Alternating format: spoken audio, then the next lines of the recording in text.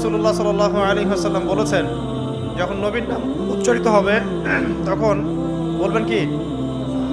সাল্লাল্লাহু আলাইহি ওয়াসাল্লাম। নবী সাল্লাল্লাহু আলাইহি ওয়াসাল্লাম বলেছেন, মান তারাকা সালাতাম মুতাআম্মিদান ফাকাদ কাফারা।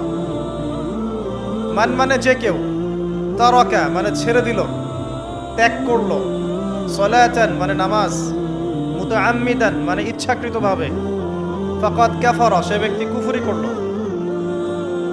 এই হাদিসটাকে আগে শুনেছেন? আলেম ওলামারা জানেন, কিন্তু আপনারা কি জানেন?